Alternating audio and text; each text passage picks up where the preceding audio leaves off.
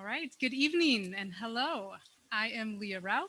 I use she, her pronouns, and I am the Director of Education here at Illinois Holocaust Museum. Thank you. So on behalf of our CEO, Susan Abrams, our board of directors, volunteers, and staff, I would like to thank you for being here, both on site and those of us joining online, for our program this evening, Storytelling with OUTspoken. I'd like to give a special thanks to Sidetrack Bar for helping organize this program tonight. And I also want to give a special thanks to our community partners, Second Story and the Evanston Public Library. So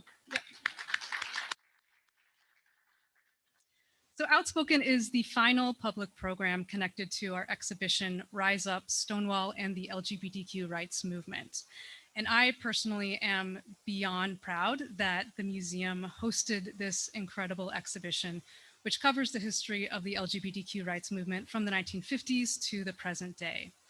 And as the director of education, who was once a depressed, suicidal, closeted gay kid, it thrills me to say that over the course of the last 6.5 months, more than 20,000 students have learned about LGBTQ history by visiting this exhibition. We've also trained over 100 educators through connected professional development, and we've hosted hundreds of students through our leadership programming, also drawn from the themes of the exhibition from Rise Up. We've also had adult group tours come visit the exhibition, with one participant sharing, and I have to share this with you tonight, and I'm quoting, "As I learn more about the LGBTQ community, I'm also learning how to connect with my daughter. Having an open conversation with my daughter is key as we learn together and grow. Great learning and education to all. Thank you." So learning LGBTQ history and amplifying LGBTQ voices is essential in our country's long, ongoing struggle for LGBTQ rights, which are human rights. Human rights which are not fully protected and constantly under attack. And as we all see in the headlines, it's becoming painfully clear that the progress that we have made over the past 70 years is not guaranteed. And we have to continue to fight for full legal protections, such as passing the Equality Act, and ensure that marriage equality is not overturned, as is currently being threatened. Combating hatred, prejudice, and indifference starts in the classroom, where we must say gay. We must teach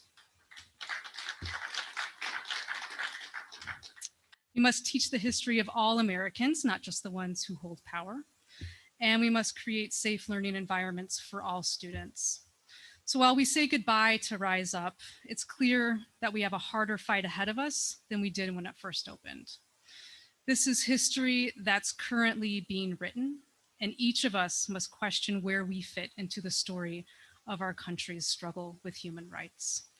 So may we all rise up and fight harder than ever before.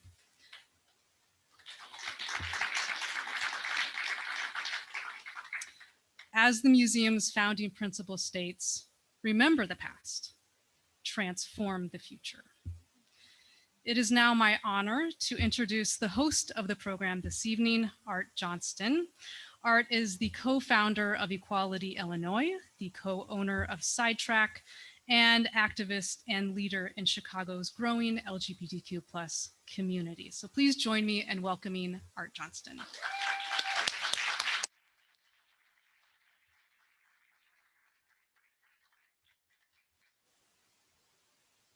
Wow, thank you.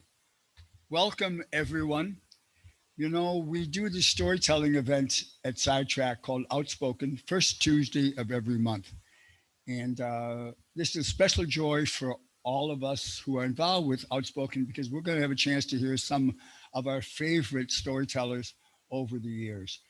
We started this thinking it might last a few months. That was almost 9 years ago. And I will say one little promo ahead of time. If during the course of this evening, you think, I might have a story too, then you need to chat with our co-curator, Archy, who's going to be telling the story. Archy's over there.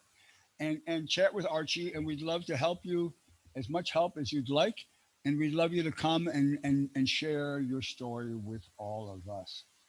Uh, I have the joy of having been a part of our community in Chicago for a very long time. I started this work in the 70s, the same decade when I met my partner, who we are still in we're in the 50th year of our first date.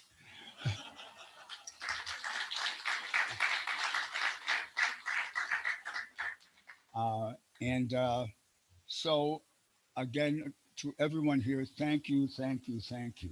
We will have three stories, then a short break for washroom, stretching, all of that, and then we will conclude with our final three stories. So, um, I'm supposed to start this, so I'm going to go over to the other microphone.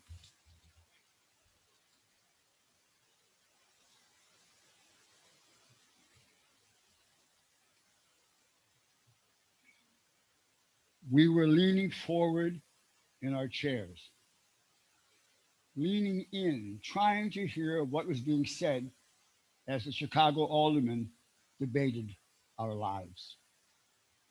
We were in the upper gallery of the Chicago City Council auditorium, and along with hundreds of other gays and lesbians, we had come hopeful to our seat of government.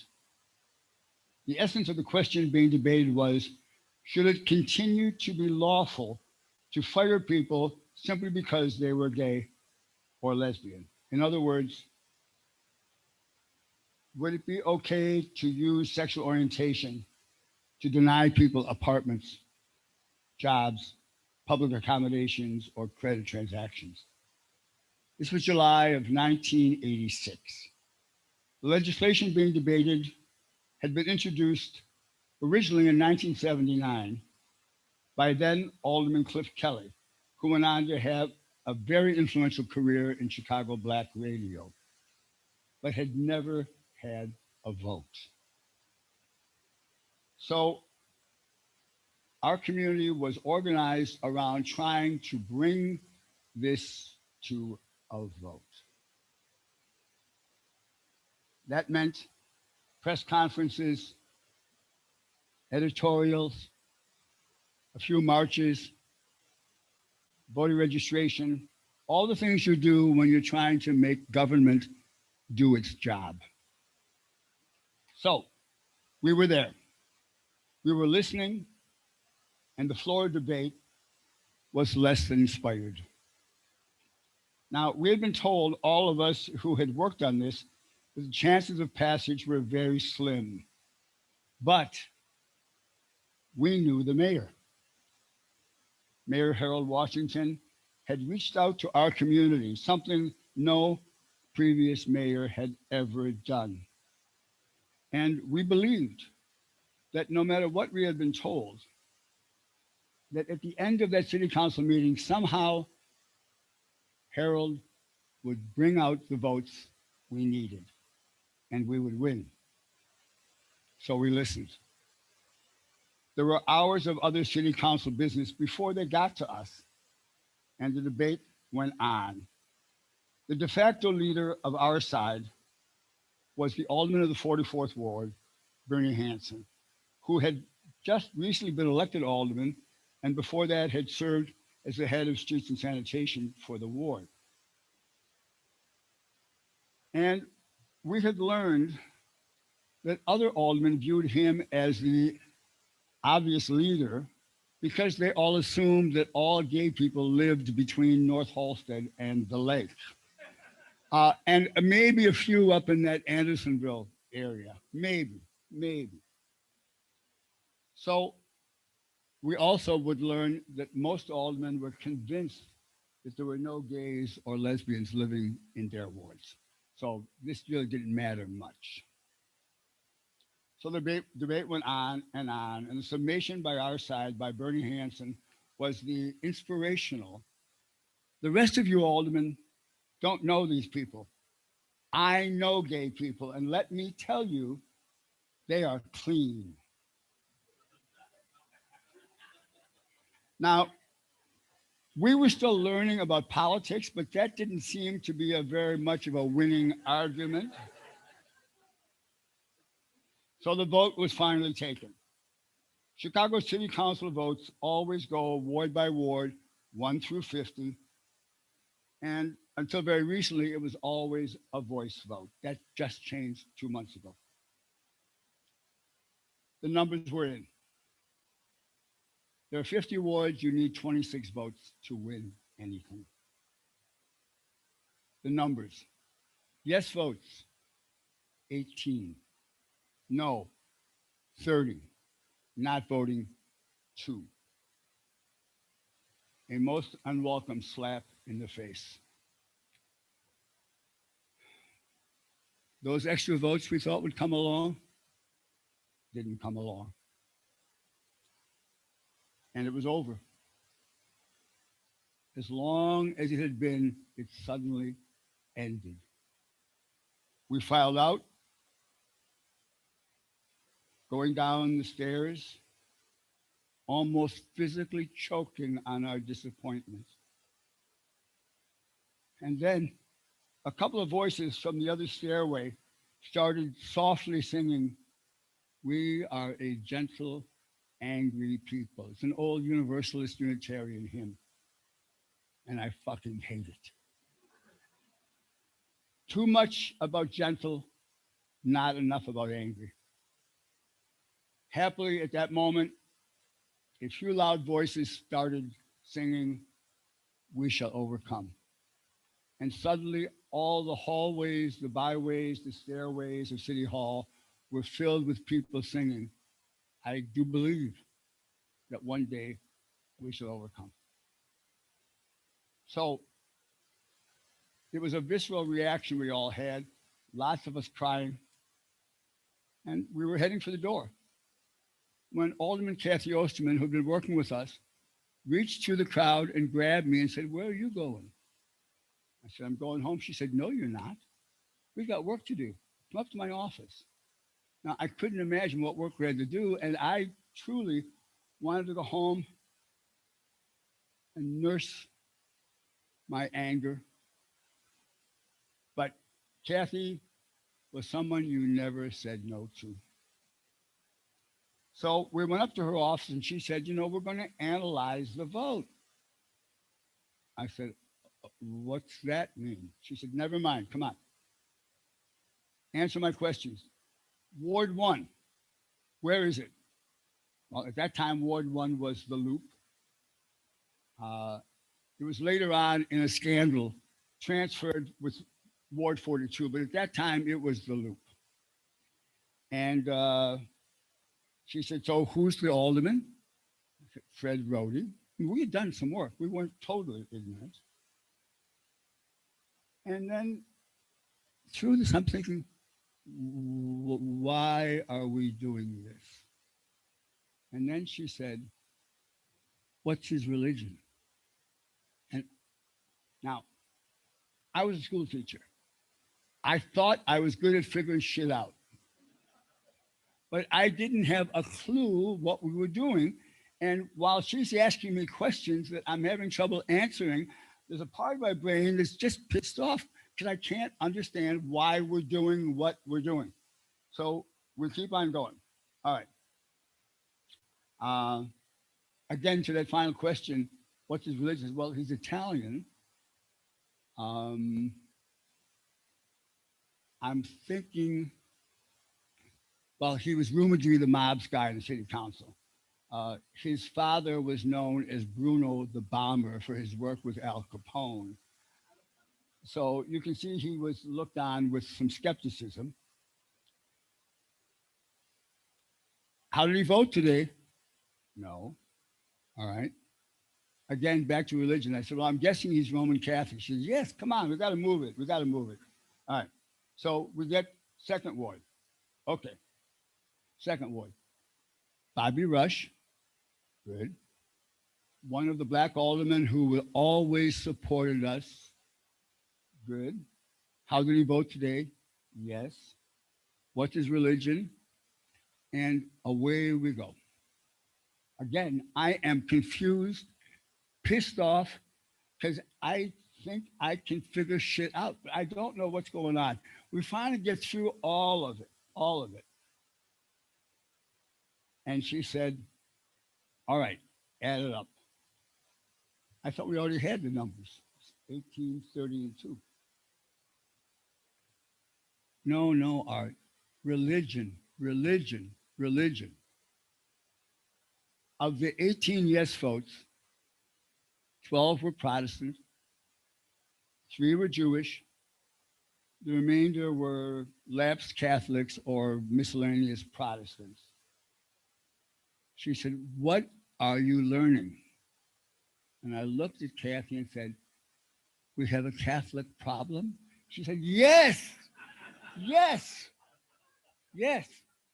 Now, she had one period, or one sentence earlier, she had said to me, come on, move it, Art, come on. Politics is about one thing and one thing only, and that's counting. And if you can't count, get out of my office right now. Don't waste my time or your time or anybody's time. But if you stay with this and you listen to me, you will all your life remember that the one important thing in politics is counting. So we knew that we had to figure out the Catholic issues. So we were not stupid, and we began to figure out how to move forward.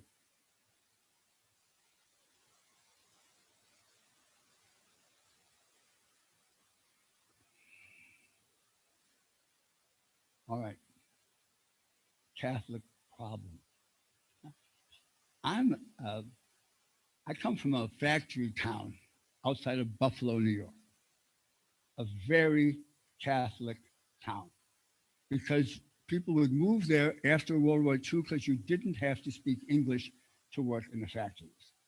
So I grew up in a neighborhood that was mostly immigrant Polish and Italian, and then a few of us hillbillies who had moved there from the mountains of Pennsylvania. And I didn't know much about Catholicism. What I did know was that the Catholic kids got out of school on Thursdays at 3 o'clock. And the rest of us had to stay till 4 o'clock. And that pissed me off. It seemed like unfair. Now, the Catholic kids would say, you don't understand. We have to deal with the nuns. And you think it's a treat getting out early? You Protestant kids should feel pretty damn lucky. Because this was a time when Protestants were not allowed in Catholic churches and Catholics were not welcome in Protestant churches.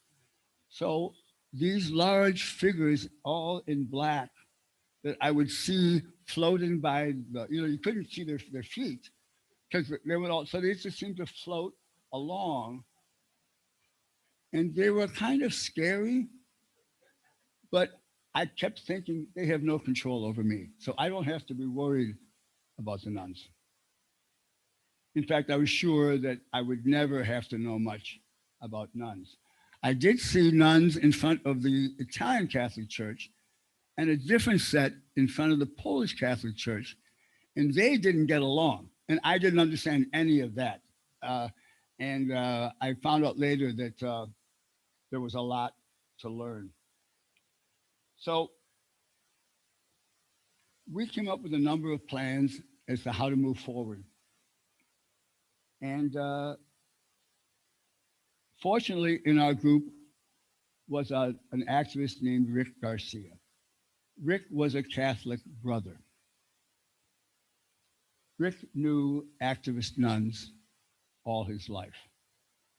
So Rick said, I'm going to call the nuns. Okay. Now, I discovered something I knew nothing about. First of all, that in the American South civil rights work, nuns were always there. In fact, they were the first to cross the bridge in Selma. Nuns were always willing to go first, and the activists to let them go first because they thought there was less chance of fire hoses and dogs on the nuns. But the nuns were always ready to go first. If you get a chance, it plays every year on PBS. Watch Eyes on the Prize, which is a story of the American South civil rights work, and you will learn. I watch it a lot. I always learn something. So I discovered that many of those nuns had settled in Chicago where they were running women's shelters. And many of them were hungry for some more activism.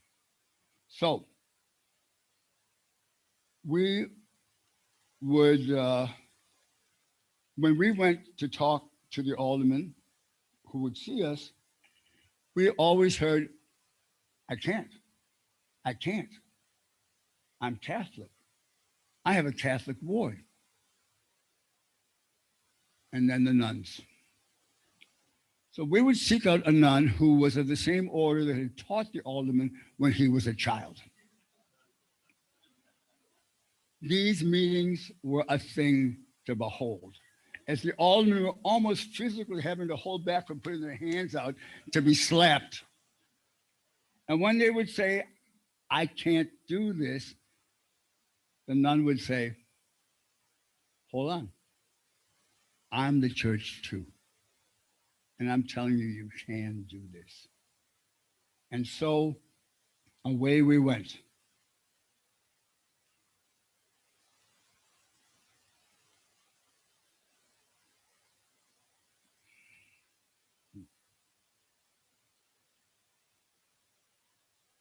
One nun in particular, who just passed away last year, was named Sister Donna Quinn. She was a Cincinnati Dominican. She ran a women's group with the very modest name Chicago Catholic Women. They were the most radical women I had ever known. Every Mother's Day, they marched on the Catholic cathedral against the hierarchy of men running the church. We asked them to work with us. They agreed. Now, behind city council chambers, there's an area where officials meet. So Kathy Osterman, Alderman Kathy, would go back there and call out aldermen one at a time. The first person she called out was Alderman Ed Burke. Then, and until a year ago, the most powerful alderman in Chicago and the #1 Catholic of the universe. So Ed Burke comes back, looking around. Here's Kathy Osterman. Here's Rick Garcia. Here's Donna Quinn. Of course, he knows Donna because he knows every Catholic person in the universe. And you can see him almost physically scratching his head, trying to figure out what's going on. Sister Donna goes up, grabs his cheek. Now, I got to tell you, nobody grabs Eddie Burke's cheek. And she calls him Eddie. Eddie, I need your help. I need you to vote for this gay bill. And I need you to get some friends to vote for it too. You can do that, can't you, Eddie? Like, can't you trade a bridge? Or how about a statue? Isn't that what you guys do? Alderman Burke looked at all of them and smiled. We did not know at the time that he had a closeted gay brother who was a state rep in Springfield. We did not know that Alderman Burke would eventually want to run for mayor. So I have to tell you, when he started coming to Sidetrack to politics for votes, I thought my worlds, too many worlds are colliding here all at once. And so away we went. We met with aldermen after all, those who would meet with us. We organized marches. We did all those things that you have to do. And we voted on it again. And again, it failed. So we worked harder, we worked smarter.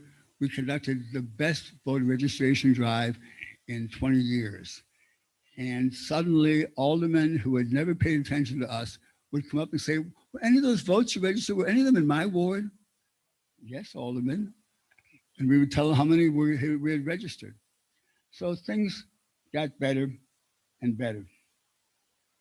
We came to our third vote, unprecedented, 3 times on the same piece of legislation. A lot had happened. Harold Washington had passed away. Gene Sawyer was the mayor.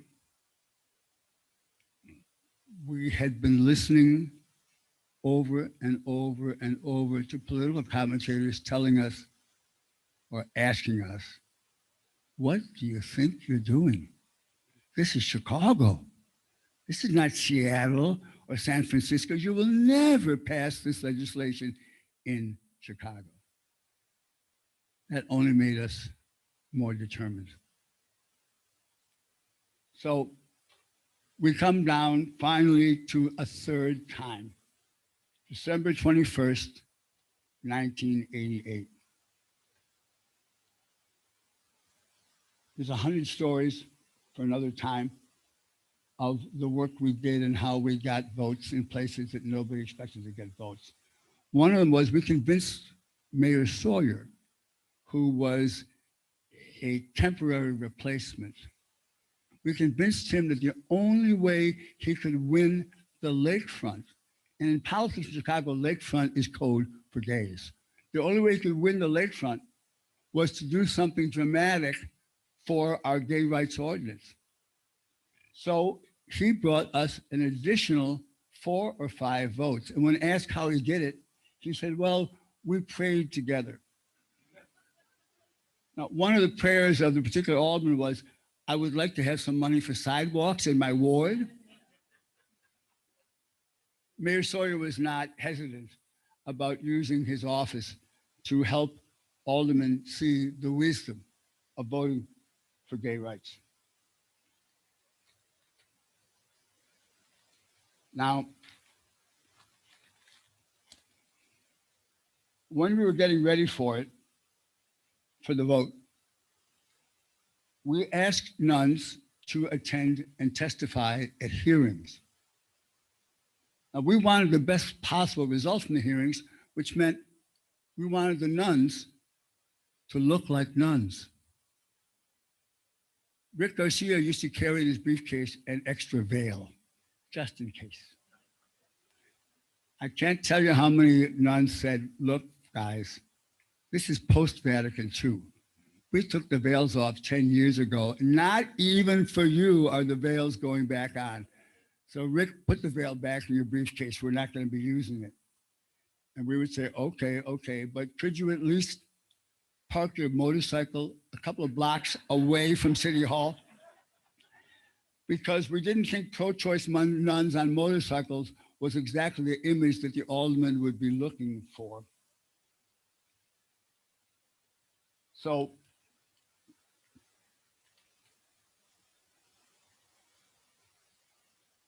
finally, again, December 21st, 1988, the vote is taken.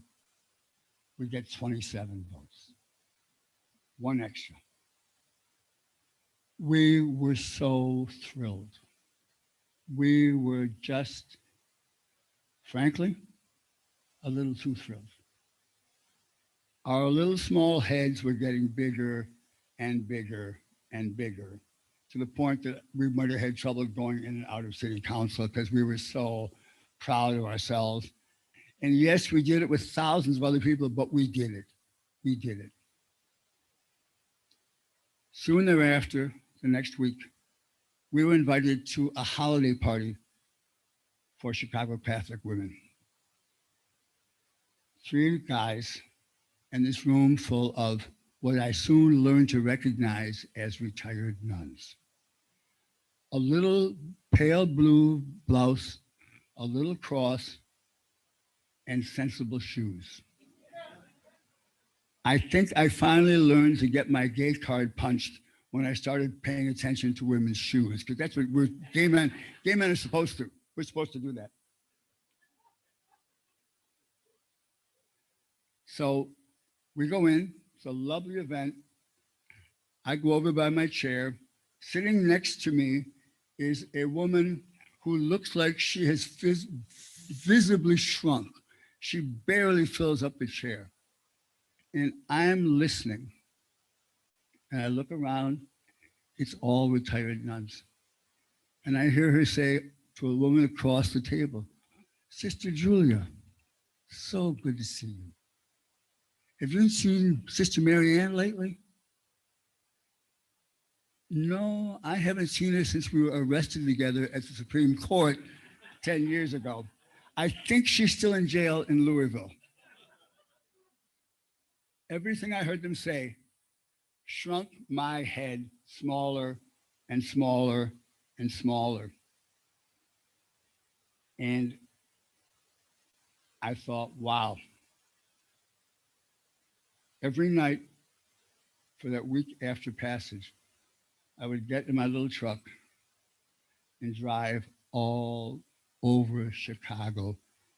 I ended up every time high on the Skyway, where I would park, roll down my window, cup my hands to my mouth and shout, "You can't fire gay people anymore." Made me feel good. Made me feel good. So the best part of all of it was the realizations I had about, number one, how little I knew, and number two, how remarkable these nuns were.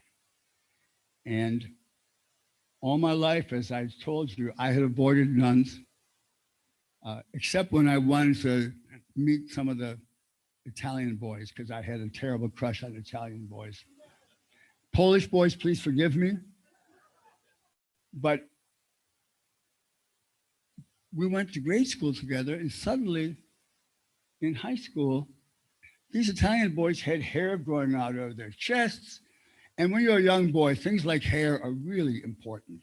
You know, you're a young boy in a blue collar town, you need to learn how to spit properly. You need to learn about cars. And for me, it was, what the hell happened to these Italian boys over the summer? The blonde boys like me barely had peach fuzz anywhere. And these Italian boys, well, you know. Finally, we thought gay rights was done. At that point, none of us had heard of or thought about civil unions. And the idea of marriage was further away than walking on Mars. But the experience for all of us was remarkable. And I have come to be, or want to be, the president of the Cheerleaders Fan Club for nuns in Chicago. Thank you all for listening.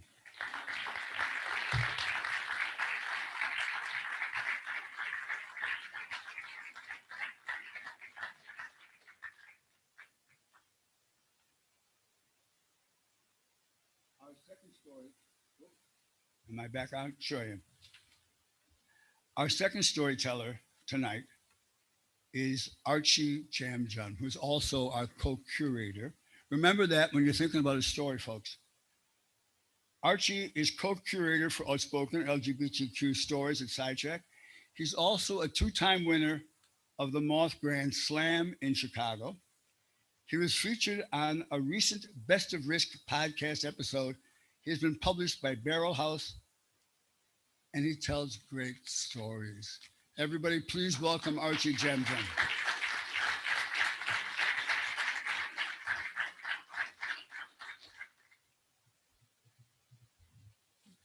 Hello, everyone.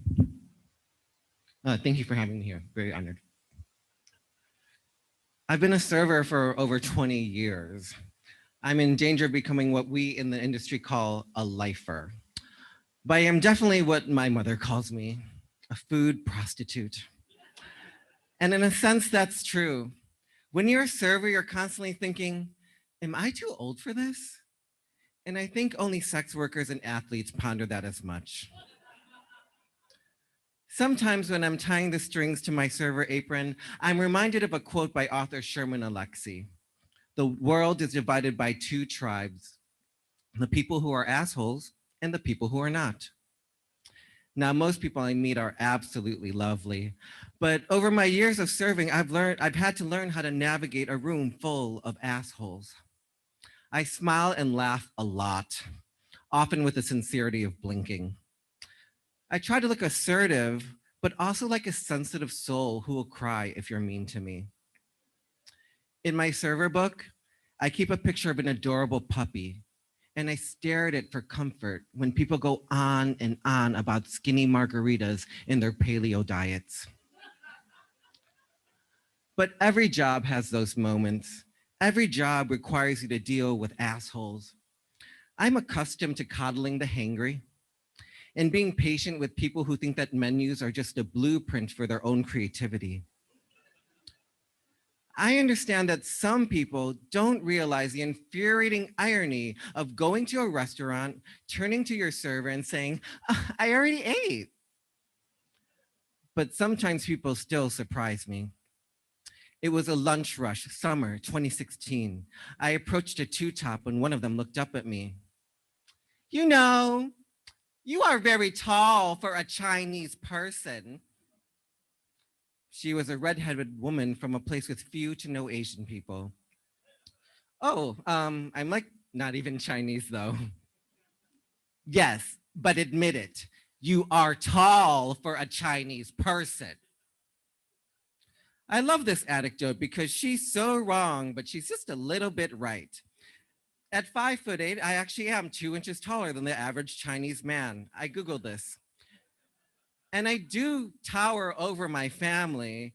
However, my parents are from Thailand, which is not the same as China, which is not the same as Asia. Facts that would have blown this woman's mind. But I know she didn't mean any harm. And since I don't always have the time to be the center for the understanding of Asian peoples, I laughed and went forward with describing the soup of the day. It isn't always so simple. Dinner, spring 2017. There is cheese on my burger and I'm lactose intolerant. He was a silver coyote in a business suit at a round table with 5 others. Oh, I'm so sorry about that. I can get you another burger in just a few minutes. I don't care if you're sorry. I don't care if you crawl across this floor and beg my forgiveness. You people never understand what I'm saying. You people have ruined everything. His tie was loose, and I wondered what a nice noose it might make. For the record, you people is a term you should check your skin color and surroundings before using. I admit I'd messed this man's order up. When he said no cheese, I heard cheddar please. Because when you're a belligerent businessman who orders a $15 hamburger instead of a $60 steak like your friends and your boss is paying, we just don't speak the same language, sir. But I don't know is how many brown people have messed up his orders before or what everything we have ruined. Quite honestly, I don't even know what he meant by you people. Have that many Asian people really tried to feed him cheese? Or is it my fabulous gayosity that he was referring to? Maybe he just meant servers. You see, what they people don't understand about we people is that when we people get called you people, we have 2 seconds to decide whether you're a regular asshole or a racist asshole. Whether I'm overreacting or whether I need to show you that while I don't know Kung Fu, my mother sure did teach me crazy. Fight or flight. These are the moments when you want to prove that nothing is more important than your dignity. I wanted to smash that burger into his pasty red face. But because my paychecks are cute, and no man will ever stand between me and a sale at TJ Maxx, I chose flight. I walked away while he was still having a tantrum, went to the kitchen to expedite a new burger, and had a manager talk to him so I didn't have to. It wasn't nearly as satisfying as slamming ground beef into his face, but every job makes you swallow your pride. Every once in a while, right? As I retold the story to my coworkers, I calmed down, and we did what we always do with horrible people. We took turns walking by their table and farting. It's called crop dusting.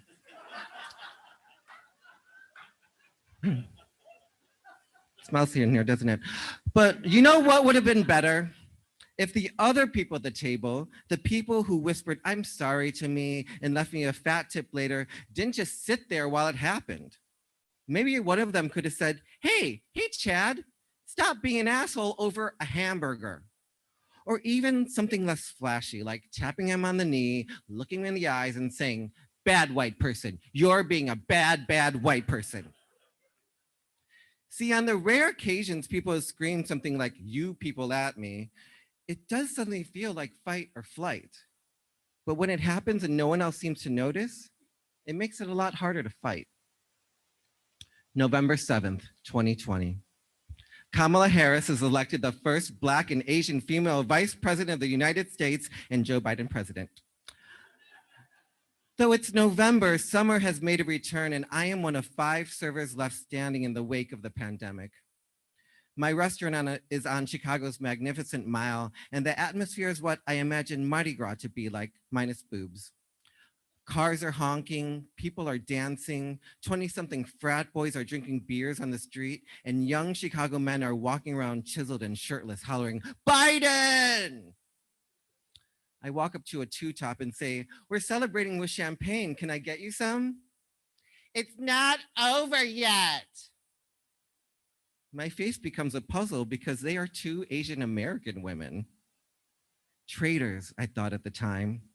Why the allegiance, I wondered, for a tax break? Didn't Trump turn Corona into Kung Flu, into a wave of anti-Asian American violence? Today, I think about those women as the MAGA court stands ready to strip away a woman's right to privacy. And I wonder who will be next, all the while knowing it's gonna be my LGBT community. And perhaps broadly after that, anyone who doesn't fall in line with white evangelicals.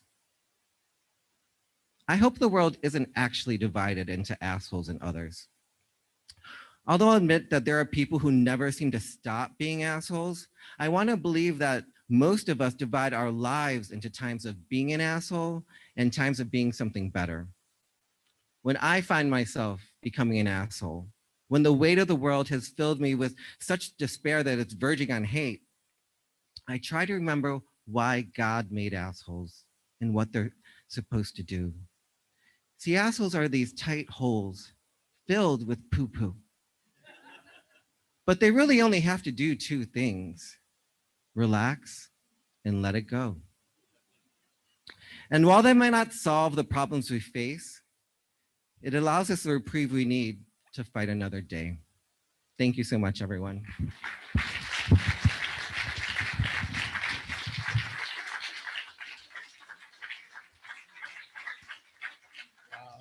Thank you, Archie. And Archie has brought some of his family here today, which folks I'm so pleased to meet because I feel like I know Archie's family from years of listening to Archie. And your family still came back. It's a wonderful. Our second storyteller is Jackie Kaplan-Perkins. Third, sorry. Jackie grew up on the north side of Chicago in the late 70s and early 80s, watching the Cubs, listening to Styx, reading socialist Cuban newspapers with her poppy, and pitching pennies in the basement of Congregation Ezra Israel. This self-described funny-faced kid from Rogers Park is humbled daily for getting to spend every day of the past 3 decades working alongside her heroes to raise money and awareness for justice and equity.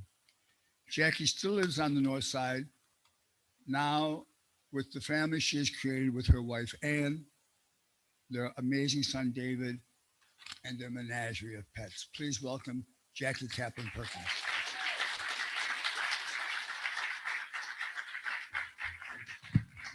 Thank you, Art. I am also honored to be here today at the museum. And I just want to take a moment and say, this museum is a very special place. And I'm thrilled for the exhibit. I also want to take a moment and say that we have with us a survivor who's one of my most special people in my life. So Eva Rabinowitz is here. So thank you for being here.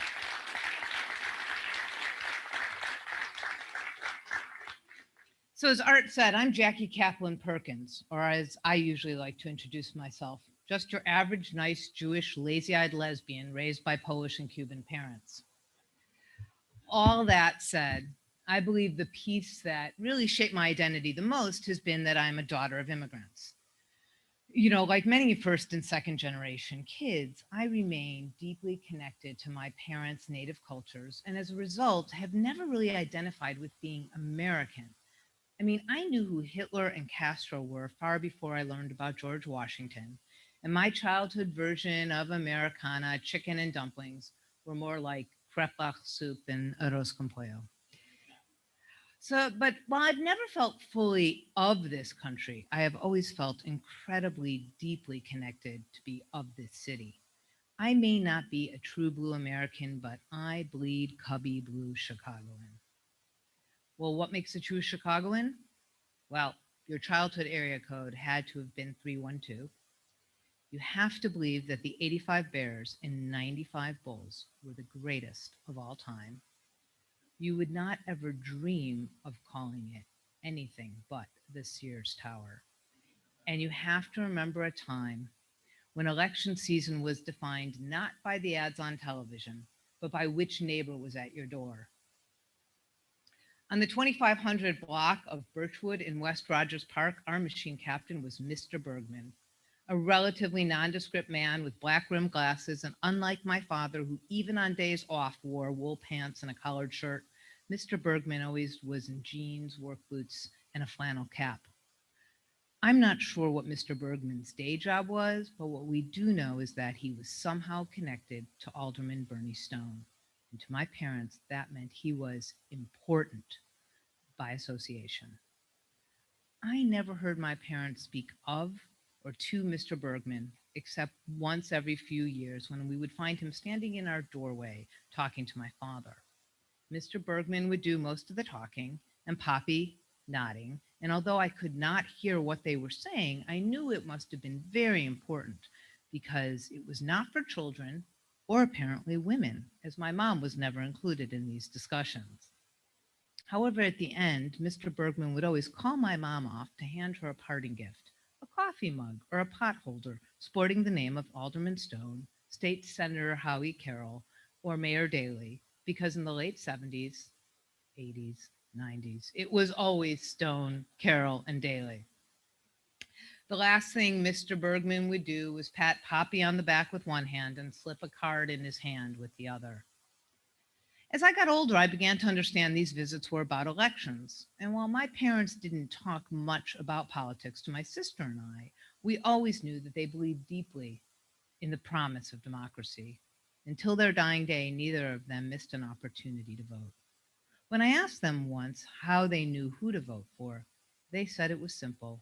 If there was some position with candidates you didn't know, you voted for the Jews and then women, in that order. The first election I followed was Carter Ford in 1976. I was 8. Like my parents and Mr. Bergman, I rooted for Jimmy Carter. But I believe my reasons differed than theirs and that I wanted Carter to win because his brother Billy made me laugh. Right? I clearly remember sitting on my parents' bed watching the results of that election. My parents' room was small, just barely fit the size of their full-size mattress and 2 dressers. And one of those dressers was a 15-inch black and white television that they watched once my sister and I were in bed. That election night was one of the first times I remember staying up past bedtime to watch with them. When Carter's victory was announced, my father said, "A peanut farmer, only in America." 3 years later, my father got a taste of his own American dream when he opened Kaplan TV, a small business in Six Corners neighborhood. On Sundays, I would go with him to work and do whatever an able-bodied 11-year-old could do. And one chilly afternoon, as Poppy and I were walking into the store, we saw an entourage staring at something down the street.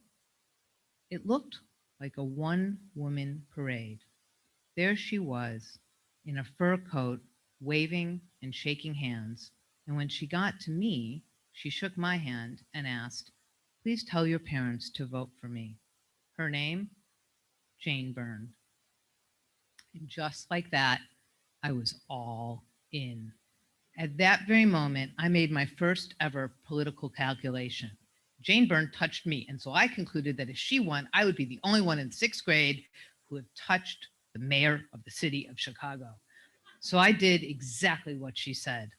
Over and over, I badgered my parents to vote for her, and they promised they would until about a month later when Mr. Bergman was at the door. This time, I stood in the doorway and I pleaded my case for my candidate, but was shooed away. Mr. Bergman told Poppy that the entire city was counting on him and my mom to support their machine guy, Michael Bolandic. And as usual, Poppy nodded, Mom took the swag, palms cards were exchanged, and the door was closed. I never did ask my parents who they voted for in that election, but I like to believe that they listened to me, their preteen whose only data point was a momentary press of the flesh, and that my advocacy and my parents' 2 votes helped Byrne become mayor. Because that reasoning for her victory, as fabled and flawed and simplistic as the explanation we so often hear, that Byrne won solely because of Bolandic's mismanagement of the 1979 blizzard. The reality is that Jane Byrne's political rise and fall was as messy as the expressway interchange now named for her. It was not the lack of shoveled roads that led to Byrne's rise in power, but also the coalition who supported her. Byrne reached out to the Black community, something machine politicians rarely did. She promised to work with different people in chronically underserved neighborhoods to address their needs in exchange for their vote. And the Black community delivered. Byrne swept every South and West Side ward. But once in office, Byrne did what so many politicians have done before and since. She failed to honor her side of the agreement. That, coupled with decades of First Mayor Daley's hostile relationship with people of color, was in part what led Harold Washington to run in the following election. The year Washington announced he was running for mayor was the same year I started as a freshman at Mather High School. While technically schools in this country were desegregated in the 60s, it still hasn't fully happened, but it didn't happen in this city until the early 80s. So the year CPS began busing Black kids to neighborhoods like mine, indeed was the same year a Black man was on the ticket to run this city. Back on Birchwood, it hardly registered on our family radar. My sister just started college. Much of my life revolved around who I would sit with at lunch, and my father was busy selling Betamaxes to anybody who would buy them. They were a really good machine. Ultimately, I learned about this historic election not from political discussion, but from the hallways of Mather. As the primary between Byrne, Daley Jr., and Washington heated up, I noticed many of the Black kids were sporting Punch 9 Washington buttons, and some of the neighborhood kids were wearing ones for Daley. A knock on the door could not be far behind. Like clockwork, there was Mr. Bergman, standing one February night in 1983, telling Poppy to vote for Daley. Frankly, by this point, I could have cared less. My obsession with Byrne had since passed, and between getting my driver's permit and learning how to roll the perfect joint, which I still can't do, I had other things to worry about. That was about till 2 weeks later, when Mr. Bergman was back at the door.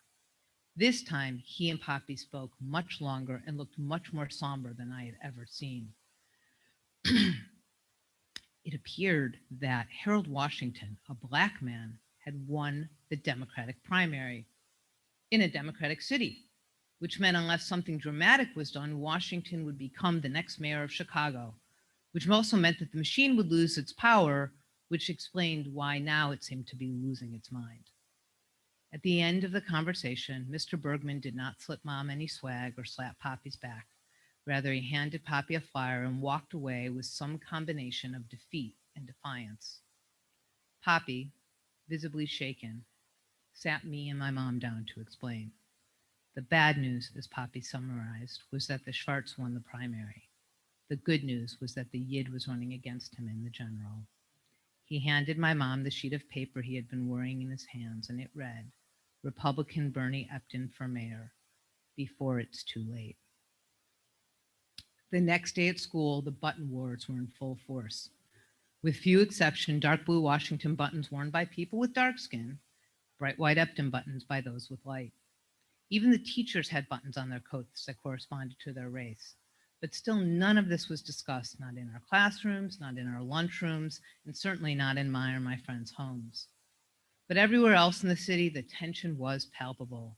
From grocery stores to gas stations, bus stops to baseball games, the racial divides grew visibly deeper and more rigid as the election grew near. While many who voted for Epton were like my parents, relatively apolitical, who did as their bloc captain told them, Bernie Epton's campaign nonetheless unleashed a white supremacist vitriol not unlike what we see today from the far right. The difference was that this hateful rhetoric went either unnoticed, unchecked, but certainly unmentioned. This was the early 80s. Nazis had only just recently marched in Skokie.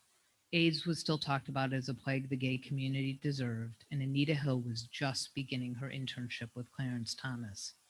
It was a time before this country, this city, and certainly this then teenager had even begun to reckon with everyday messages of racism and injustice, let alone our own roles in it. Of course, we all know what happened. On April 12, 1983, Harold Washington won and hate lost, or at least it did for that moment. As I stand up here tonight, in a country where just this week, anyone with a uterus lost agency over our own bodies, and where we see an increasing number of legislation guaranteed to disenfranchise Black and Brown people, and others that will harm, if not kill, the lives of trans and queer kids, or in our own city where we need look no further than stories that have Laquan McDonald or Anjanette Young, I know my work, our work as Chicagoans and Americans is far from over.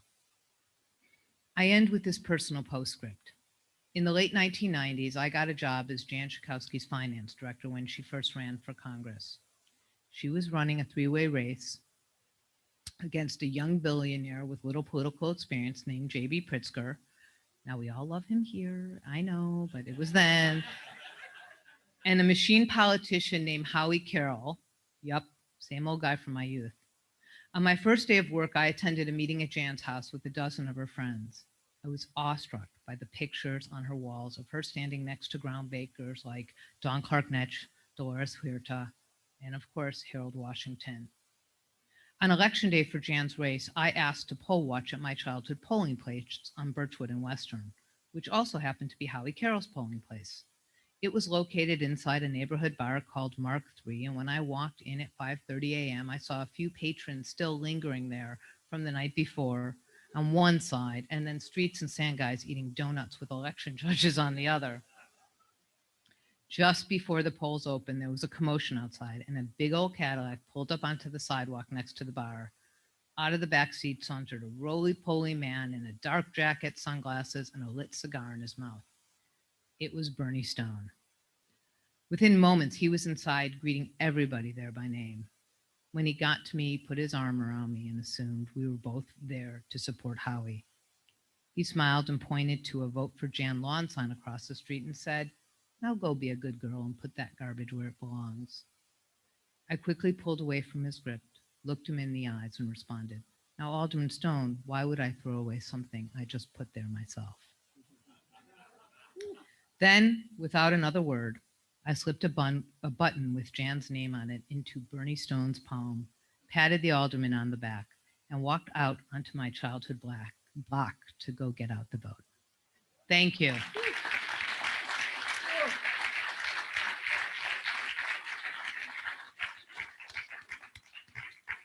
Wow, Jackie, thank you. We're going to have a short break. Welcome back, folks who are watching us virtually at home. And we're about to begin our second half.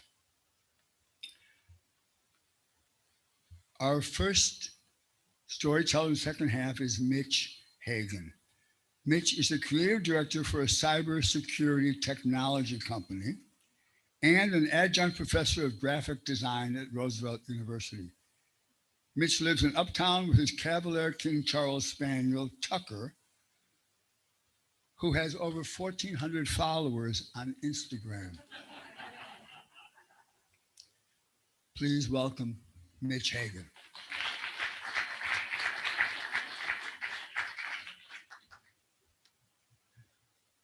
Every year on June 1st, rainbows begin appearing across the country in every Walgreens and Petco and Target. On Facebook and Twitter and Instagram, the world is awash in rainbows. And nowhere is this more apparent than on LinkedIn, the Facebook of corporate America. Every major corporation shows their support for us by dragging a rainbow across their logo for the month of June. For the past few years, I've been questioning the marketing and merchandising of pride. So this past June, when I got off the elevator at the Whole Foods that's at the center on Halstead in Boys Town, I was greeted by a full display of Pride Blend coffee. And it kind of threw me over the edge. I won't say the brand name. I think they mean well, but you might be wondering, what does Pride taste like? Well, it's a proud blend of strawberry jam, dried cherries, and marzipan, which is the gay way of saying almonds. As I said, I do think this coffee company means well, and I do really appreciate the incredible leaps forward the LGBTQIA movement has made in my lifetime. But now in June, the celebration of our achievements is increasingly being co-opted by stores and corporations. I need to be on LinkedIn regularly for my job, so when I see the rainbows in every corporate logo, I don't appreciate it as much as I get suspicious of it. There's something a little off about all this rainbow capitalism. It feels so aggressively supportive and a bit patronizing. I just don't buy it anymore. Is it support or is it marketing? Okay, so maybe a rainbow dog outfit isn't a corporate sinister plot, but as a good Gen Xer, I don't take anything at face value. And I'm keenly aware of just how fast the straight majority can turn on us because I've seen it happen in my own lifetime. As a kid growing up in the 1970s, I was a witness to the first moments of positive gay visibility. Pride parades on national news, Divine and Sylvester, Waylon and Madam, Paul Lynde, the highest paid actor on television from 1971 to 1979, Peter Allen, Billie Jean King, The Village People, a disco group who got the entire nation of straight people to sing about the joys of gay sex at the YMCA and in the Navy. Where's their award? And then the emergence and cultural dominance of our music, disco, which ultimately led to Studio 54 becoming the epicenter of the planet for well over a year at the end of the decade. But I also remember the Disco Sucks movement, which was happening at the same time. Specifically, I remember Disco Demolition Night right here in Chicago at Comiskey Park in the middle of a White Sox doubleheader on June 12, 1979. I was 13 years old. The Sox, whose ticket sales at the time were very low, teamed up with a local radio station who offered anyone a 98-cent admission ticket to both games if they also gave them a disco album or tape at the gate. It was a sellout, and an estimated 20,000 people who couldn't get in just hung out in the parking lot. The reason for the disco album trade was because between the first and second game of the doubleheader, one of the radio station DJs, dressed in a military general costume, piled up the thousands of disco albums on the field, loaded them up with explosives, and blew them up. Hence the name, Disco Demolition Night. The crowd lost it. They got so riled up, they destroyed Comiskey Park, did almost $400,000 in damages in today's money. Riot police had to be called in, and the Sox had to forfeit the second game because even the baseball field was destroyed. But that riot really wasn't about disco. It was about what disco represented. Those albums I saw in that pile in the news that night were albums I had. Donna Summer and Patrick Hernandez, Sylvester and the Village People, Black and Latino, trans and gay. I took it personally because it was meant to be personal. If the Sox had asked people to bring in books for them to blow up, the nation would have been outraged. But that night on the news, this was treated as a hilarious comic event. And despite all that costly damage, no one lost their job. I flashed back on Disco Demolition Night during the January 6th riots on Capitol Hill. It felt like the same crowd 40 years later. As a good Gen Xer, I know I lean toward skepticism, not the cynicism we're accused of, but questioning, looking below the surface, not accepting things at face value. I hate to be skeptical about Pride coffee or a rainbow dog outfit. But as I've said, I've seen straight people turn on us when it suited their agenda. After growing up as a kid in the Pride positive 1970s, in my teens, I witnessed the 1980s devolve into the anti-LGBT right-wing backlash. But now in 2022, many straight people are telling us it's okay with them if we are gay. And we do accept that at face value. So have some gay coffee at Whole Foods and a gay t-shirt with a bumblebee farting out a rainbow at Walgreens and a gay pride dog toy at Petco. But my Gen X skepticism still senses a polite homophobia and polite transphobia just below their surface. How many of you have had a supportive straight friend or family member justify to your face their decision to eat at Chick-fil-A despite knowing that company's damaging political agenda? I've had that conversation a few times now, but think about it. If there were a restaurant that was donating their profits to organizations that were trying to invalidate straight people's marriages, take straight people's children away, strip straight people of basic civil rights, they wouldn't eat there. They shut it down, and they would be outraged, and they'd expect us to be outraged with them. But they'll look us in the eye and tell us they eat there because they use paprika in their batter, and their lemonade is good. Not too long ago, gay people in Russia, in Turkey, throughout Eastern Europe were told they could be openly gay too. And gay communities began thriving in those countries. Not so much now though. It's politically expedient to blame corrupt leadership on LGBT people. In a post-January 6th world, it would be naive to think it can't happen here too. Through marketing or politics, the straight majority finds a use for us. So I ask myself, where are these companies who are so quick to drag a rainbow across their corporate logo on LinkedIn going to be if the prevailing trend turns against us here again? I know some companies will stand up because they already have. They've walked their talk. However, AT&T, which has a perfect score on the Human Rights Campaign Corporate Equality Report, tweeted a pride positive message last June that didn't go as planned when thousands of people tweeted back to them that, according to the newsletter Popular Information, AT&T has donated in the last 24 months $2,755,000 to 193 anti-LGBT politicians who have HRC congressional scores of 0. AT&T didn't respond to those comments, they just quietly deleted the tweet. And HRC said they don't consider political donations when scoring companies on their equality report, which explains why 9 companies with perfect HRC equality scores, including AT&T, are responsible for over $10 million in anti-LGBT political donations, again from Popular Information. And it doesn't stop there. AT&T has given $86,000 and Comcast NBC Universal has given $28,000 to supporters of Florida's Don't Say Gay bill. Walgreens has given $28,000, Publix $125,000, Anheuser-Busch $75,000, and Duke Energy $34,000. United Health Group has given Florida Governor Ron DeSantis alone at least $200,000. And all of these companies have made LGBT positive statements on their social media channels and have diversity and inclusion pages on their websites. It's possible and practically impossible to shop with companies who are not trying to have it both ways. I've been railing on this for a few years now, and some of my friends have told me they think it's a good sign when corporations make rainbow logos or stores have pride merchandise at the front of their store. They told me it shows support, it shows progress. I used to think that too, but not anymore. At least with Chick-fil-A, I know where they stand and I can respond to it. But there is nothing supportive or progressive about when a corporation makes public statements of support for us, and at the same time makes private financial donations to politicians and organizations who intend to do us harm. And it's dangerous for us because it creates the illusion that they have our back when they clearly do not.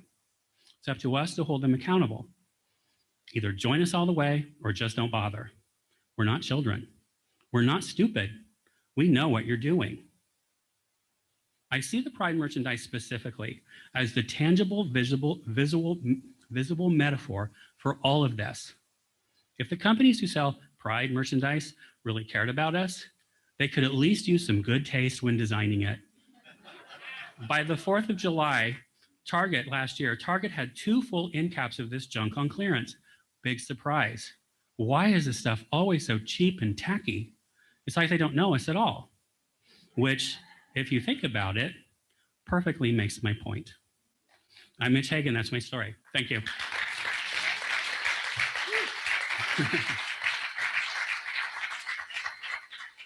Wow. Thank you, Mitch Hagan. Wow. Our 5th storyteller is Todd Michael Kiech. Todd is an actor and performer here in Chicago. He also creates one-of-a-kind hand-cut collages called Really Gay Collage. Todd is also a bartender at Sidetrack. Please welcome Todd Keach.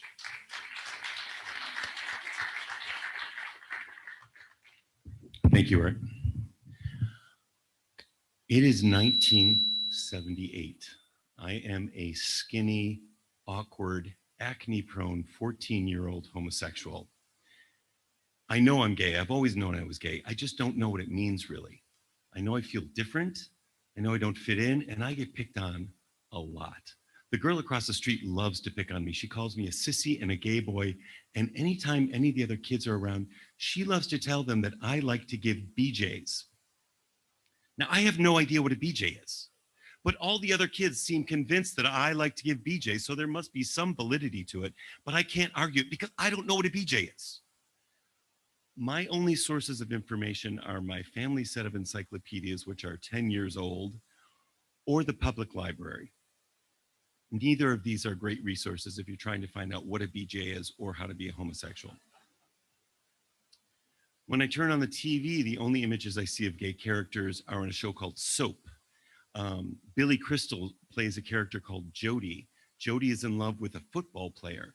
And so Jody is going to have a sex change operation so they can get married. When the football player breaks up with him, he tries to commit suicide. Or another show called Family, where a friend of the family comes to visit and confesses he's a homosexual and leaves town drenched in shame. Neither of these are painting a very optimistic picture of what it's going to be like to be a homosexual. One night during dinner, we're watching the news, and I see a protest. It's like a protest in San Francisco. I'm not really sure what it's about, but I know it's a gay protest. So I'm watching it with curiosity and interest until I hear my father say under his breath, "Sick faggots." Well, now I feel like I've done something wrong, and I don't know what I've done wrong. I feel isolated and alone, and like I will never, ever meet or find another homosexual in my life. Add to all of this that I'm growing up in Barrington, Illinois. Now, if you go to Barrington in the year 2022, typical Chicago suburb, there's strip malls and subdivisions and Starbucks, but right here, right now in 1978, there is nothing out here. My family lives at the end of a gravel road called Old Farm Road. Our house is nestled between 2 competing apple orchards. There are 7 or 8 other houses in the neighborhood, which means trick-or-treating totally blows. We are surrounded by forests and fields and farmland. I live in the middle of nowhere. On a typical day of this, my summer vacation is spent in the basement where I'm building spaceships, filming special effects with my 8mm camera, and blowing things up. But today I am particularly bored. So when my mom says she's going to go into town to go shopping, my sister and I both jump at the chance. This is the chance to go into town to the Jewel Osco, which is pretty much all there is in the center of town. When we get to the Jewel, I beeline for the magazine section, which is my ritual, to look for any magazines that have anything to do with Star Wars. Star Wars was released a year ago and is still playing in movie theaters. And this is before it had sequels or episode numbers, and Han had still shot Greedo first. And I am obsessed with this movie. Why am I so obsessed with this movie? Besides spaceships and special effects and robots and lightsabers, it's a story of a boy who lives in the middle of nowhere and is bored with his life. He knows there's a bigger world out there and he wants to be a part of it, but he doesn't know how. He gets a message and is called to an adventure to be a part of this bigger world and to find his purpose. At least that's my take on it. When I'm done flipping through magazines, I go to find my mom. When I'm coming around the corner into the chef's kitchen department, that's when I see him. It's my first official homosexual. I know this man is a homosexual for several reasons. I know he's a homosexual because of his hair. He has a soft, brown, perfectly shaved perm, just like Barbra Streisand in A Star is Born. I can tell he is a homosexual by his shirt, which is very tight, low scoop neck, short sleeves, and looks a little bit like a woman's leotard. I can tell he's a homosexual by his tight designer jeans that are tucked into his fry boots. I can tell he's a homosexual by the way he walks, pushes the cart, inspects the cheese. Everything about this man screams homosexual. And I am in this moment, I'm exhilarated and excited, and overriding all of that is absolute terror. For some reason, I'm afraid he's going to turn, spot me, and like Donald Sutherland at the end of Invasion of the Body Snatchers, he's going to go, ah, and he's going to point me out to everybody. So I hide around to the next aisle. But I want to know what he's doing. I have to see what he's doing. So I'm kind of tracking him as he's going down the aisle. So my gaydar is getting its first workout ever. And this game kind of goes on for a while, and I'm following through the store, and then I lose him. That's when my sister comes to tell me that my mom is ready to check out. We go to meet my mom in the checkout line. She's second in line. Who's first? The homosexual and his friend. His friend has perfectly feathered hair, great sunglasses, button-down shirt, khaki pants. I'm terrified. I don't want to be spotted, so I'm hiding behind my mom. I know they're having a conversation, but I can't hear it because my heart is racing so fast. There's a pounding and a ringing in my ears. I can feel myself sweating. Finally, the homosexuals pick up their bags, and I watch them as they walk out the door, and I'm filled with relief. But that's immediately followed by sorrow and regret. When we get home, I help my mom unpack the groceries, and she pulls out this huge plastic bag filled with limes. And she says, limes? I didn't buy any limes. You know what? I think these belong to the guys in front of us. They were a little, did you hear him? One of them said, what do you want for dinner tonight, honey? And she laughs about it. I acted like I had no idea what she was talking about. She takes the bag of limes. She puts them in the crisper in the fridge. I excuse myself. I go to my room, close the door, and rejoice because there are gay limes in my house. I am no longer the only gay thing in this building. I'm so relieved. And I'm obsessed with these limes. I'm like, what were they going to do with it? There were so many limes. Why do homosexuals need that many limes? I'm so obsessed with these limes that they wake me up in the middle of the night. And in the total darkness, I creep into the kitchen. I open the refrigerator. I open the crisper door, and by the light of the refrigerator, I just stare at the limes. Like I'm waiting for them to give me some kind of message or a secret or to teach me something.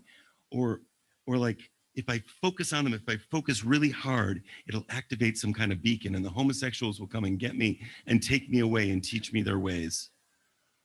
Or that these limes are going to be like when Clark Kent goes out to the barn and he finds that green crystal and he takes them north and he builds the Fortress of Solitude and he becomes Superman. That's what I want. I want these limes to teach me something about who I am. That never happens. And the limes go unused and my mom eventually throws them out. Now, I've been a bartender at Sidetrack for years. It's been a long time. I see limes almost every day. To date, no lime has shared any secrets, taught me any lessons, led me to my Fortress of Solitude. But one thing I do know for sure is limes definitely attract homosexuals. Thank you.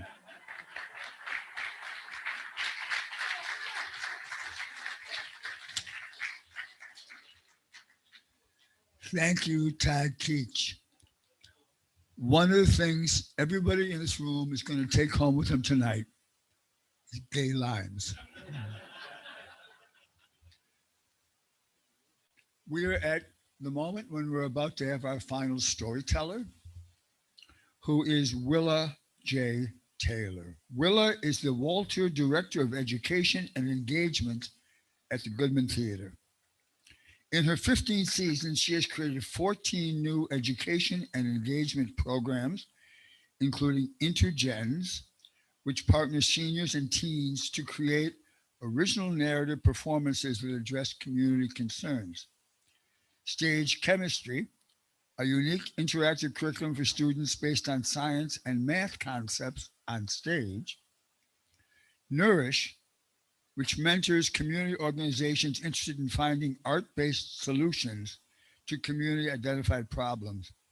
And Teaching August Wilson, which develops educators' capacity to use Wilson's American Century Cycle as the lens for American history. Taylor was the 2020 inaugural recipient of the Exemplar Award from the August Wilson Society for her advocacy for teaching August Wilson's work in schools, and was honored with the 2021 Leadership in Community-Based Theater and Civic Engagement Award from the Association for Theater in Higher Education. Willa is adjunct faculty at DePaul University, where she teaches dramaturgy for youth and leads workshops nationally on facilitation. Wow, Willa. Wow.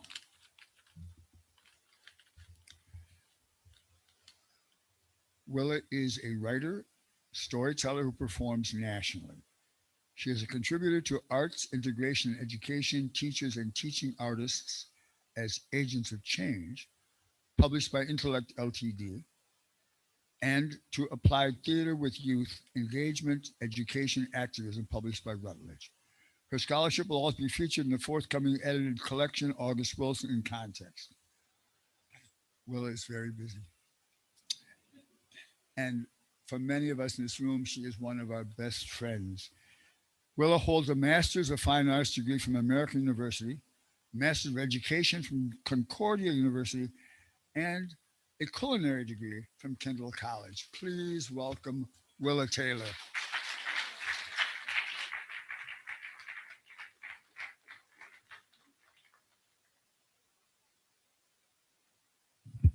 After that incredibly long and boring introduction, I better be fucking funny. And I really wanted to tell a funny story tonight. I wanted to tell a story about how my grandmother, when I was a kid, growing up in segregation, we went into a department store that treated us very badly.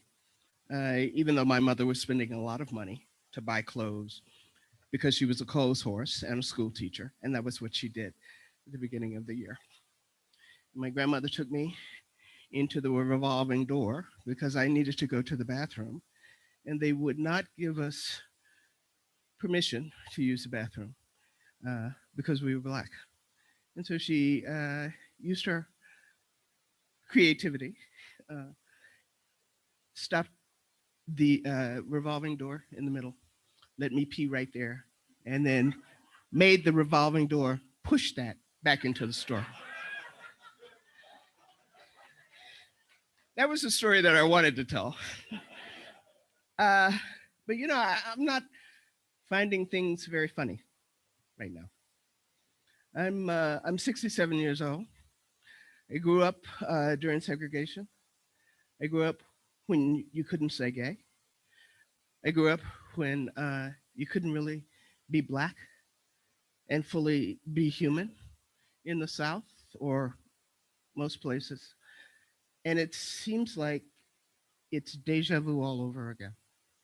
And I'm not just disappointed and sad, I'm mad and I'm frustrated. Listening to these stories tonight, I'm reminded of the incredible work that has happened to make it possible for us to stand on this stage, to make it possible for something like Outspoken to happen. I'm honored to be in the company of people who share their stories and their lives and their struggles with each other, because I think that stories are the way that we connect with each other. That's the way we learn about who we are and our places in the world.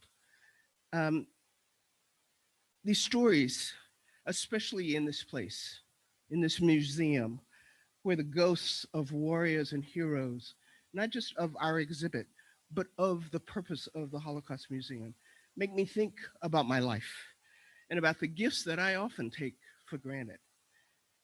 I think about my greatest privilege, the people that loved me, that raised me, that taught me, that stood between me and the darkness. I think about my parents, Minnie Nell and Johnny Leroy, a public school librarian and a Pullman porter come dining car cook. My mother, fiercely righteous and tough as nails, who plunked out spirituals on our upright piano on weekend mornings and loved to sing, who pulled me into her lap every night and read to me, filling my world and my dreams with the stories of James Baldwin and Ernest Hemingway and Edith Wharton, her favorite authors. She insisted that I never attend the same school where she taught, because she wanted me to have the chance to make my own mistakes and be my own person, so that when I did mess up, as she knew that I would, I messed up as Willa, not as Mrs. Taylor, the librarian's daughter. I think about my dad, a man of immense intellect, but very little formal education, who dropped out of the 10th grade when his father died so he could take care of his mom and his sister. He was a voracious reader like my mom, but loved nonfiction and political discourse and could argue for hours, especially if he had a slits. He was gone 4 days out of every week on the Southern Pacific Railroad on a run from Dallas to Denver. But when he was home on the weekends, it was our time together. And he would take me to the barbershop with all his fellows to hang out and to show me off. He loved to dance and had absolutely no rhythm. He looked more like Muhammad Ali than Chubby Checker when I tried to teach him the twist. He showed me, though, how to treat women and how I should expect to be treated by the way that he treated the people around him, especially the women in his life. He schooled me on Aretha Franklin and Dexter Gordon and snuck me my first sip of smooth gold single malt scotch, sitting on the back porch, listening to Jackie Robinson hit a home run on the radio.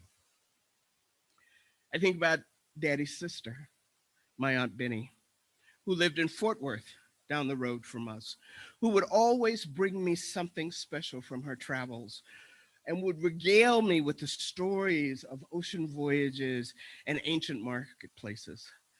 She would trace her journeys on a map that we dotted with pens and pictures, always ensuring me one day we'll see all of these places together. She died too soon for both of us. I think my grandfather, my maternal grandfather, Prince Fowler Jackson. What a regal, strong name. He was a barrel-chested black man with a booming bass voice and a penchant for white suits, who only drove Cadillacs and always carried a Bible and a pistol. Papa, as I called him, was an African Methodist Episcopal presiding elder, a sort of gospel district manager, if you will, who traveled all over Texas to preach and build churches. See, I grew up in segregated South during Jim Crow, and a black man driving a Cadillac on the back roads through Jim Crow South was not for the faint of heart. It was also not for the unarmed. Even in all of my black enclave in cosmopolitan Dallas, we were always admonished as kids, be home before the streetlights come on, because every single adult knew what it meant if you were caught out. Papa taught me to fish, he taught me to hunt, and taught me to play chess, although he always beat me, much to the chagrin of my mother and my grandmother. Rev, why don't you let that child win just once? They would admonish. Papa would lean back in his Queen Anne chair, take his glasses off, fix them with a smile, point at me, and pronounce, "Ain't nobody in this world gonna give this child anything. She gonna have to fight for everything she gets, and she might as well learn that on this board." They'd decry how unfair that was, how I was just a little girl, all the while I'd be setting up the pieces again because I knew this time, I would beat him. And finally I did when I turned 19. But most of all, the person I think about, especially at times like this, is my grandmother, Nana. My maternal grandmother, Willa Lee Jackson, the woman whose name I carry, was the second youngest of 14 children, the oldest born into slavery. Nana was as fair as Papa was dark, her complexion and long silken hair a gift of her mama Hattie's Cherokee roots. She was polished and refined. She taught history at Paul Quinn, a Black college in Texas that she and Papa helped establish.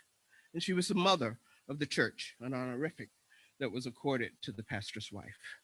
But for me, she was just Nana, who baked me vanilla muffins whenever I got an A, who sliced boiled eggs and put it on spinach, arranging it in a smiley face to try and make me like spinach a little bit more, who fed me chicken and rice soup from Campbell's and Ritz crackers whenever I was sick, and who taught me almost everything I know about justice. These people, and the aunties and the uncles and the play cousins and the neighbors and the teachers that peopled my world, taught me every day, not by word, but by example, that the time is always right to do what's right. They showed me how to live a life of quiet courage and humor and honor. Aunt Harriet, who would get up at 4 a.m. every holiday and every Sunday and go care and cook for a white family that she worked for before coming home to care and cook for us so that I would never have to do that. Auntie Jewel, who started a newspaper to report the news and the truth of the Black lives of people in segregated Dallas, where Blacks at that time didn't even rate obituaries in either of the two white newspapers. I think about that privilege of sitting among Nana and all of my relatives in the living room in 1963 as we watched the CBS coverage of the National March on Washington and Dr. King's speech.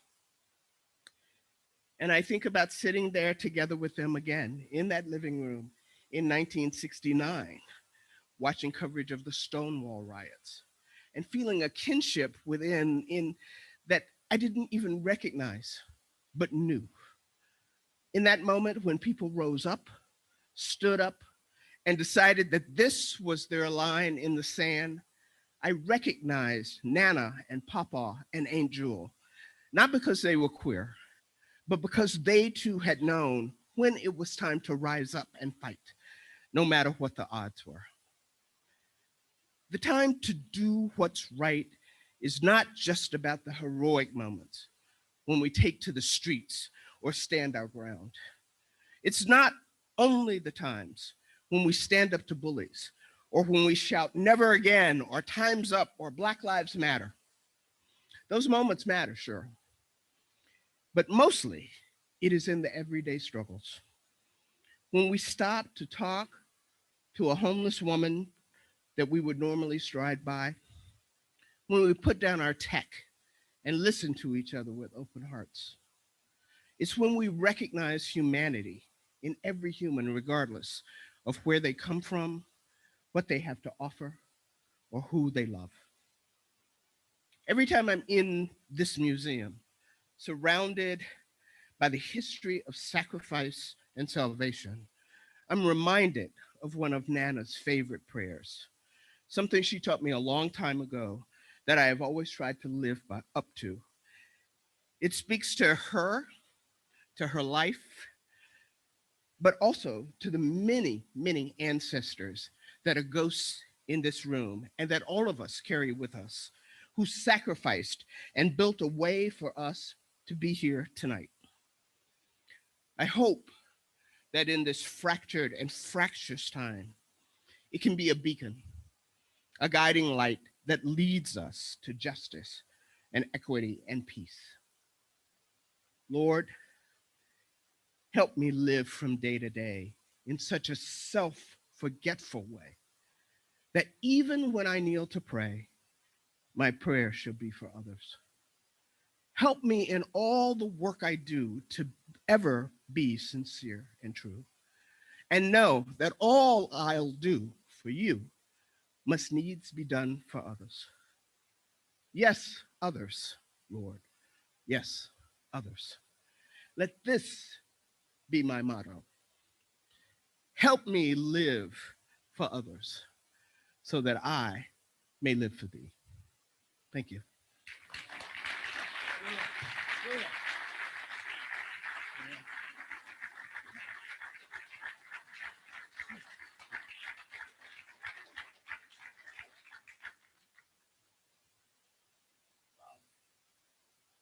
Thank you all again for coming here. It